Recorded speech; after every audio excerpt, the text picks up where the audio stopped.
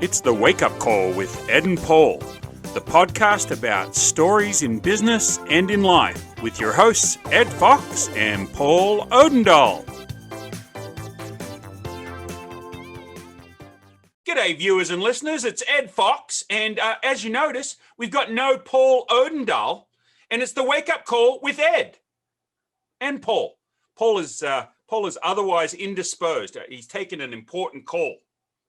Like, Paul's an important guy, and so he has a lot of stuff to do. So Paul's on an important call, and he's letting me ride solo. And then our guest today is Nate. Hey, do you go by Nate or Nathan? I see that it's Nate on your Zoom name. Brother, I go by whatever you want to call me, but usually the myth of Coach Nate is what people around these parts go with, so we'll just stick with Nate. Okay, I was trying to see. Remember that old Lee Marvin movie, Cat Ballou? The old Western? No, never heard of that. Cat Ballou? You've never heard of Cat Ballou? Man, if you don't bring a tombstone to my world, that's about as far Western and country that I go, even though I used to live in Nashville. So okay. Oh, well, that's good. Yeah, that's where I'm at right now. Okay, so Nate is on the call. So Nate, as a way of introducing yourself or getting this thing started, tell us a little bit about yourself. Who are you? Where are you? What do you do? So I am Coach Nate. I'm in Wichita, Kansas. I am a medical exercise specialist, an orthopedic exercise specialist, a gerontologist, and a health/life coach. And Wichita, Kansas, I am the owner of Wellness League here. We are a specialized and private, by appointment only fitness facility. And our catchphrase is that we teach people to age young.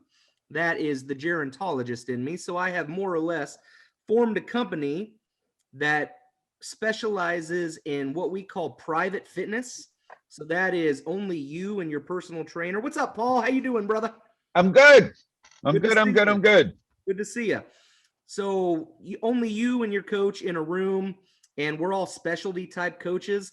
So we generally work with people who are new to exercise. They are post physical therapy, post surgery, post op. And we get medical referrals. We partner with a physical therapy group here in the Wichita area. And we are new. We've only been around about 4 years now. We've reached maximum capacity at our current studio. So that's terrifying. I also have a local podcast called Head to Head with Coach Nate. And I play the character Coach Nate. He's pretty loud, pretty obnoxious, pretty crass. You won't fit in well here at all today. No, I figured I'm a little too over the top for you, Ed. You haven't met? Yeah. Go ahead. Go on. Keep going. Each week we talk about, local issues, funny issues. We talk a lot of shit, and we usually have a business person, or a community advocate on the show each week to talk about what they do. Ed was our guest just a couple days ago, so he asked me to return the favor, and I am pumped up to be here. Well, I'm excited to have you on the call, Nate. And then once Paul heard that there was a gerontologist, am I saying? Gerontologist, yes. Because this guy, if you've seen a photo from Paul of 20 years ago, he looks exactly the bloody same. So we need to figure out where he's drinking from the fountain of youth. Sounds like he's got the elixir we need. That's right, and it goes in these great cups. It goes in these cups right here, baby. The Wake Up Call with Ed and Paul cups. For those of you on YouTube, you get to see that. For those of you listening on all the great podcast avenues, sorry about that. But I do have a story for you, Nate. I went into a Krispy Kreme the other day, and I was talking to the guy at Krispy Kreme, and I said, I'm all about fitness, because he brought up that he was working out. And I said, I'm all about fitness. I'm like fitting these 3 donuts in my mouth. That's the sort of fitness I'm really good at. This donut in my butt. Yeah. Well, no, that's a whole different sort of thing. I don't go to those YouTube sites. I don't go to Paul, those buckle up, buddy. You had no idea what was coming on the show today. So Paul has been on an important call, as I was telling you earlier. And so we're so glad that we can host this with both the host and the co-host. The host with the most is Paul Odendahl. So I haven't talked to Paul in about a week, so I've missed my Paul fix. Actually, it's been almost 2 weeks, I think, Paul, because I took a break because I was in Wichita last week. So good to have you with us. So Nate, one of the things that Paul and I do, we've got a lot of experience in business, and we help people to understand that we as entrepreneurs are all going through the same sort of crap. True. And sometimes, there's lots of nonprofits and lots of groups that help all sorts of people out in the community. And what there's not a lot of are those of us working with small businesses. We've got SCORE, we've got the SBA, we've got development, we've got chambers of commerce. But to actually get together and talk about the crap that we're going through and we don't know if this is normal, that's what Paul and I do. Paul is the doctor. He is the business, not the doctor with the blue TARDIS, but a business doctor. Although he could be Doctor Who, we don't know. Like we're up to regeneration 10 or 12. Could be. I like this, Paul, the business doctor, Dr. Paul. I like it. The insurance psychologist. That's right. The insurance That's psychologist. the insurance. That's the recent title that the little disciples gave me, the insurance psychologist. So what's going on with your business? And do you have any issues or challenges or? Yeah, he's nervous. He's nervous. He's at full capacity. It's time to expand. He's knocking it out of the park. We have at this on my podcast. Our producer, he has his PhD in business, more on the tech side of it, and he's always told me that he finds me fascinating because he thinks I'm afraid of success.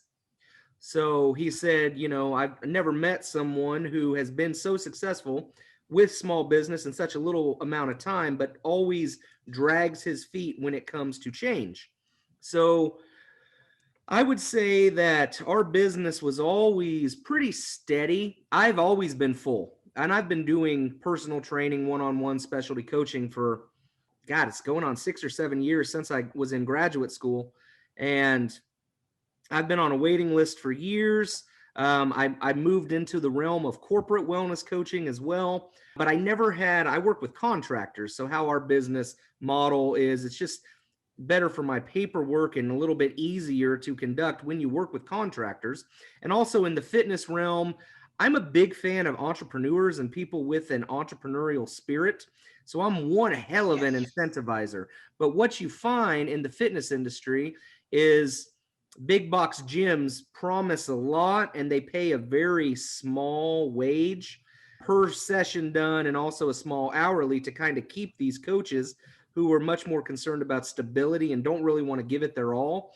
So I think that in my business, when you hire really good coaches, they don't understand how difficult it actually is to build your business, sustain it, and then grow it. So the problems that I've run into in the past, so I've kind of been running in circles with this, is you'll hire a really good coach and you will help them build a roster. Coach starts to step off the gas pedal a little bit. So they start to get comfortable, and then it's inevitable. Your people are not going to stay with you forever, or at least that's the mindset you need to have. So they're not taking those precautions to reload. So when those people start to drop off, they don't come to me and say, well, shit, Nate, what am I doing wrong? And I said, okay, well, you got stagnant. So their paychecks will be high and then they'll go to low, and they don't like the roller coaster. So then they'll leave. And a lot of them go into, these people who have degrees in exercise will go into a completely different field, and it blows my mind. So I've been dealing with that for the last few years. Well, about a year ago, it's coming up on my 1 year, I joined a BNI group, a networking group. And ever since then, my business has boomed. When COVID happened, I thought we were screwed because we were a gym, categorized as a gym, even though I like to think of us as a specialty post-rehab type facility. Right. I had to make a couple changes in order for us to stay open. And I had to be in accordance with the mandates and all of the guidelines that our city was putting on us, which were really tough for small businesses. Agreed. Yep, it was absolutely. really brutal. But I went to a model. I have 3 rooms in Wellness League, 3 fitness rooms. And we would pack those rooms full of people, full of coaches. So I went to a model where it only allows your coach and the client in that room. So 100% private. But I shot myself in the foot with that because in my mind, this was going to be a temporary thing. In order to get us through COVID, it allowed us to social distance. I could put pure air purifiers in there and we were able to stay safe. People loved it. They loved that idea. And I started to get a lot more prestigious clientele as well. The people who don't want to be seen, your doctors, your lawyers, your politicians, I even have a Hollywood actor. They don't want to be seen. So they loved this private fitness. So what started to happen is our schedule started booming. And I have 7 other coaches, and they're like, well, Nate, we can't book at these certain hours. And I'm like, well, it'll work itself out. My financial advisor was saying, Nate, don't do it. You've just now, because I was talking about moving. And this financial advisor, always looking out for my best interest, was saying, Nate, you're just now drawing a salary. You've got it to where you guys are really busy, really packed. Don't do anything stupid. Don't go bigger. Don't go bigger.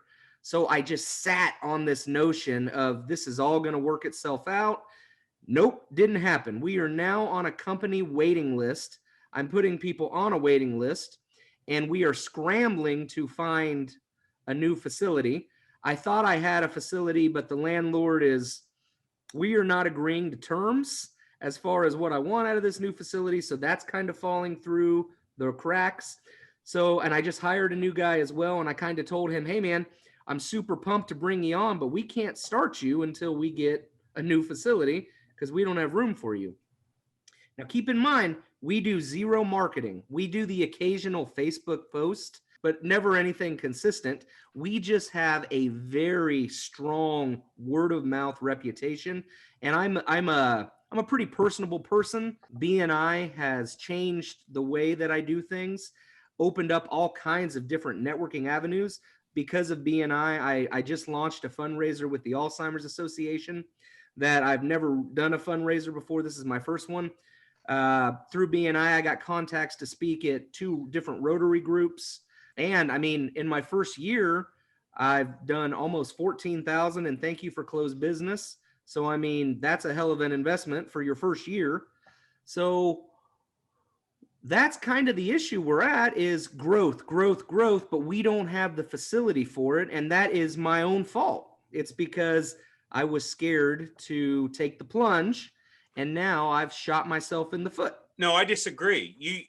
From what you said, there's a lot of things to unpack there, right, Paul? I mean, there's like 4 or 5 things that popped out in my mind straight away that we could unpack. But let's go back over this. You didn't shoot yourself in the foot.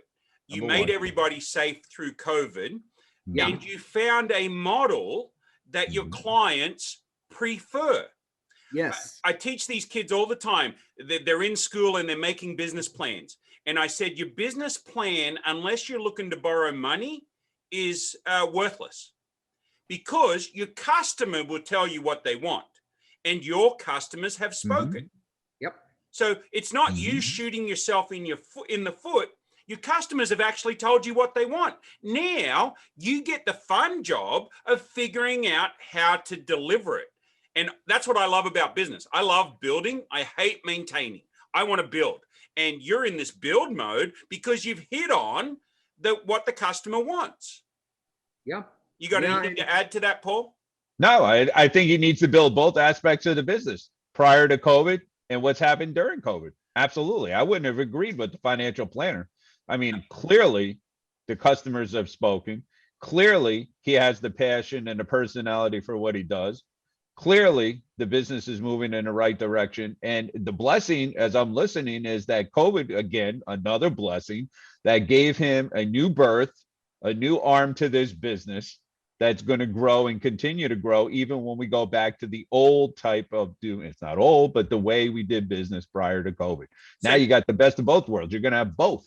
That's exactly where I was going to go with that. So now you've got to have both. But one of the first things I would look at is, for those people that like the private experience, the price has to go up. And they'll pay it. Right. And if they don't want to pay it, they can drop into what they were doing before. Okay. So the number one thing is your prices need to go up for your one-on-one training that books out that whole room. That's the first thing I'd be doing, because you'll cut down your waiting list because some of them won't want to pay that. Here's the thing that took me 30 years to understand. It's okay to fire some clients. It's okay. Such a hard concept for me to wrap my head around, because part Well, of what made us so successful in the beginning was we were not the most expensive place in town, but for the quality of coach you were getting, we were very moderate with our pay. So now I have been told to raise my prices, and that scares the absolute hell out of me because I'm afraid I will lose business that way. you will lose some price conscious business, but your clients are already telling you that they love the private one-on-one. Okay, so that's now to me, there's a lot of ways you can go. You can also go to their place. I don't know how many tools and stuff they need to happen, but if you have some routines that don't need all the tools, then why not do it at their place? And you provide that again as a higher price service. Hey, we come to you, we come to your hotel room, we come to your house, we come to your apartment.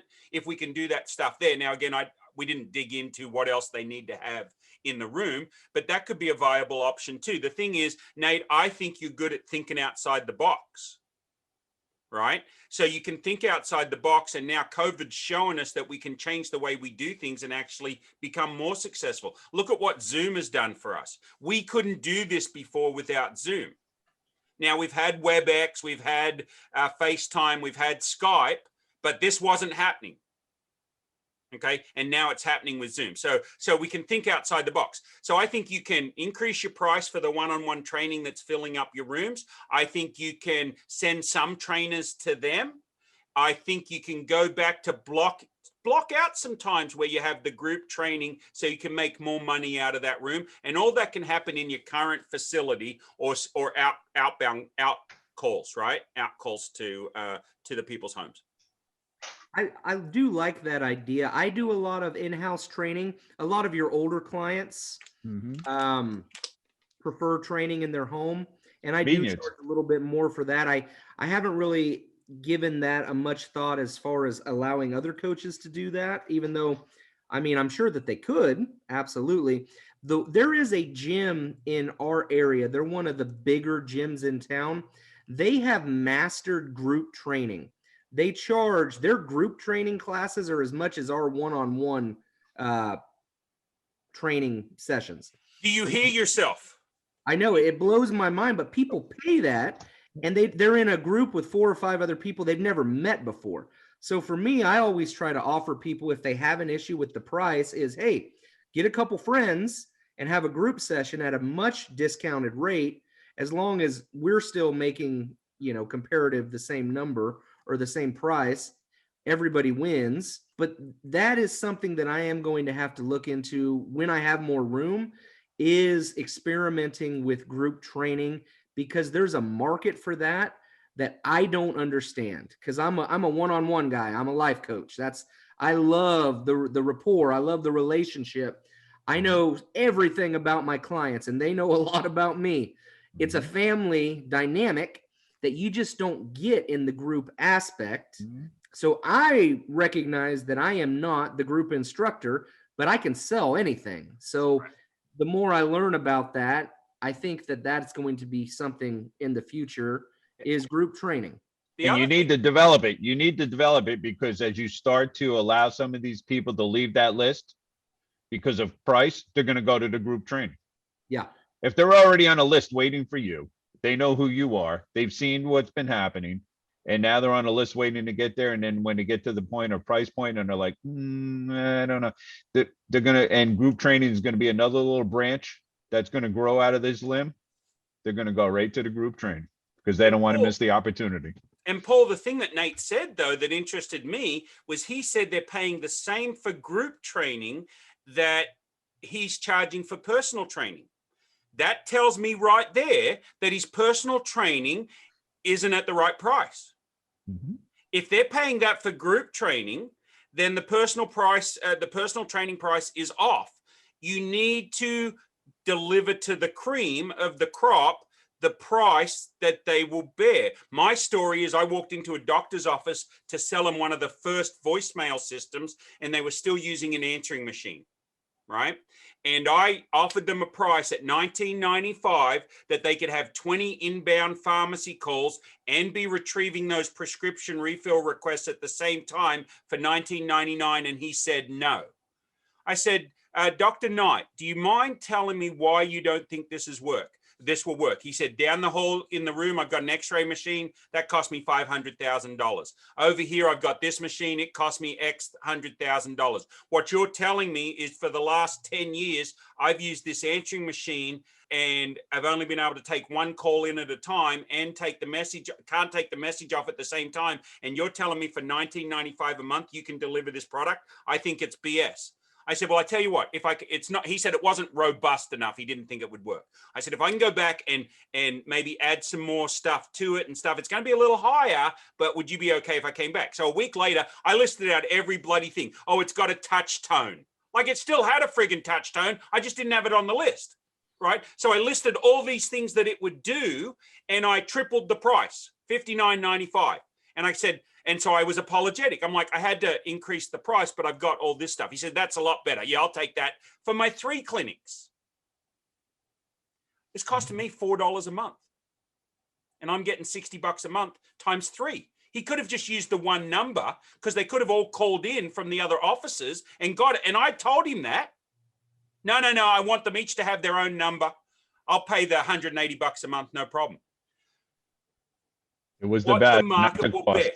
Yeah. So Nate, you have the option here of, number one, you can keep your coaches around if they're making more money, right? Yeah. Okay. So you got to increase your prices on personal stuff. Now don't take any of this as gospel, but you at least got to look at this stuff, right? So you got to increase your prices on personal coaching. You got to block out a little bit of time for group coaching, just like you did pre-COVID in those same spaces. You've got to look at outbound outcalls, where they will go out to the person's house, whatever, and work with them. They could also meet in a nice outdoor space during the, you got plenty of parks you can take advantage of. That's a whole segment that you probably haven't even thought of, that you could take them out to some greenery, right? Yeah. Give them a really good experience. Take a few photos, put it on your YouTube channel, put it on Facebook. Not that you have to do much marketing, but you've got that.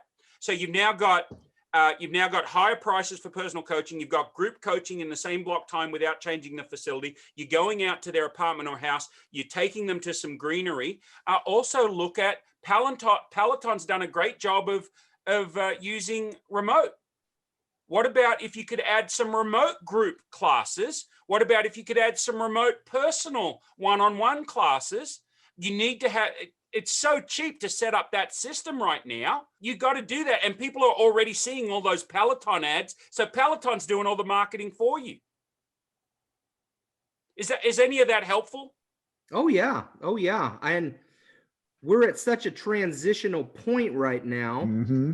I'm kind of moving my right-hand coach onto more of a salary type instead of if they want stability as good as they've done, I'm going to give them that, with them having to do a lot more of these other developmental type things. I think these things are going to come. I think they're going to change the way that we do things. But Ed, you talked a couple times about not having to change the facility for that. Is that something, are you against the changing of the facility? Hey, welcome, Chris. For those of you that are watching this on YouTube, our next guest has just joined us. Hang out, Chris. Chris, meet Nate. Nate, meet Chris. I've met Chris before, Mr. Motivation. Okay, good. Okay. What's up? It doesn't get any better. It doesn't get any better. Brother. So we're just finishing up with Nate. No, I still think it's sort of like church, right? I've sat on church boards before, and when the sanctuary gets 80% full, it's hard to grow that church. Right? Once the sanctuary gets 80% full. So we I've been on building committees and stuff, and we've had to look at a bigger sanctuary, or the easiest way was to actually add a second service or a third service, right? That we could get more out of that room. I'm about doing more with less. Okay. And that's one thing that COVID's taught me. I can do more with less just by Zoom. All of us. To get the 4 of us in a room without Zoom is not possible unless I fly Paul and me up to Wichita and meet with you and Chris, right? So we can do with Zoom. So Yes, absolutely. If you have a model that allows you to grow another facility, I like being on other sides of town. I would look at keeping this facility and filling up a second facility. Dude, I've talked to a lot of millionaires, and the number one thing I get from all of them, and two of my best mentors have passed away in the last couple of years. One of my friends passed away through COVID, multi-millionaire. He said to me, Edward, he said, I started this business when I was 26, and I wish somebody had told me to dream bigger. Bigger. Absolutely. Dream bigger. Everybody sitting here is of the same attitude, I believe, when it comes to we love helping people. Mm-hmm. We love making a difference in their life. If I had dreamed bigger about helping more people earlier, I would be further along. So the first thing I would suggest to anybody listening to this podcast, watching us on YouTube or Facebook, or yourself, Nate, is dream it, then double it, then triple it, then quadruple it. And Nate's already doing that. He's already doing that, Ed. No, so he's not. He's not. Yes, I disagree. He's doing that. We need him to fear less. Well, no, fear less. Okay, so here's where Paul and I disagree. I disagree because everything that he has said to us, he is very visionary and has an expansion mode that he can see. He's even looking at it to go to a larger facility. Right, but hang on. We got to get rid of the fear. We got to get rid of the fear. No, I disagree. All right. Here's why. Nate, are you thinking about opening an office in Dallas? Oh man, one day that would be it. To franchise. Is that what you were thinking about, though? Is that what you were thinking? No, not currently. No. Okay. Were you thinking about opening a second facility in Wichita? No, going to a bigger facility. Okay, so you were thinking about opening a bigger facility in Wichita. So Paul, his dream right now, as big as he is thinking, is Wichita, Kansas. 500,000 people. We've got 330 million people just in the US. We've got 30 million people in Australia. Okay, so he's not dreaming big enough. He can have an effect on millions of people, and that dream's not there yet. So I've got to help him build it. As for the fear, remember the first time you went off the slide? You ever do the slide and you, as a little kid, you were scared? Yeah, you held on. Right. And stopped right at the end. Right. But you did go. And then did that fear matter? Not after the third time, the fear doesn't matter. So fear, God gave us fear for a reason. Okay, God gave us fear it keeps us safe. We have to understand that we can feel the fear and do it anyway. Now, there's a bad book out there called Feel the Fear and Do It Anyway. Don't buy that book. It's all new agey and crystally and that sort of crap. But the title is really good. Feel the fear and do it anyway. So we don't have to get rid of the fear. We just have to put it in the back of the mind and not worry about it. So as for fear of success, fear of failure, the imposter syndrome, thinking I'm not good enough, I think those are a lot of challenges that we as business owners all face. And the answer is, that's okay. We all face it. Just put one foot in front of the other. So see, Nate, we don't always agree, the two of us. We don't always agree, but we try to give good advice. You definitely got to come on again. I'm going to give you a suggestion of a book to read because I want you to read this book and get back to me on this. Okay. Go for no. Go for no. Go for no. To me personally, and Chris, another great man of God. God bless him. He know the Bible to me the most important. But number two to me, and I read a lot of books. Go for no. Yes is the destination. So Richard Fenton, Andrea Waltz. It's an easy read. I just had a woman buy 80 cases of the book for her employees. Nice. Go for no. Just I would like you to read it, come back on and discuss about the fear factor. And yeah, Ed's giving great advice. We disagree a little bit on this. I think you have a vision. I think you have a big vision. Ed can make the vision even larger. But I want to see this fear factor. You go right through fear. You work right through it. The book is all about, instead of dealing with rejection and fear and running the other way, running right through it to success. And you definitely have the personality to do that. No doubt about it. And I Hey, appreciate Nate. that. And Paul, if it makes you feel any better, Big Paul, all my business mentors would agree with you 100%. My biggest downfall is fear. Mhm. And it's interesting because you absolutely you have the personality that probably, well, you own the company, you're the entrepreneur, you're the businessman. I'm sure you have a few coaches that have the personality like you, but you are definitely the billboard of the business. Finding some more personalities like you will be the diamonds that'll be needed for the expansion. Yes. But fear doesn't fit you. Fear doesn't fit you at all, just from the time I've got to spend with you today. So this book, and it's an easy read. I can't wait for you to read it and come back on and talk to me about this book. Go for no. Awesome. Go for no. I'll get out of here and let Chris kick it up. Okay, Ed, last thing, Nate. Last thing. thank you for having me. Hey, Nate, thanks for being on Sure. the show. But we need to have you back because we haven't fully dug through a lot of this. There's some more stuff. But how would people reach out to you and get in touch with you? What's the best way for them to do that? Check Call us Chris. out at wellnessleagueict.com. And then from there, you can find our Instagram. You can find our Facebook. I'm the top thumbtack personal trainer in the Midwest. But Yes. wellnessleagueict.com. You'll see a superhero theme. It's all about becoming your best version and that anyone can be a real life superhero. Not all of us wear capes, but all of us can be great. So check us out there. Please contact me. I would love to come back on after I read Go for No. And yeah, I'm excited. Well, I also want to talk to you about BNI because I think that's a lot of information for Paul and I are both BNIs, actually. I know you knew I was, but you didn't know Paul was.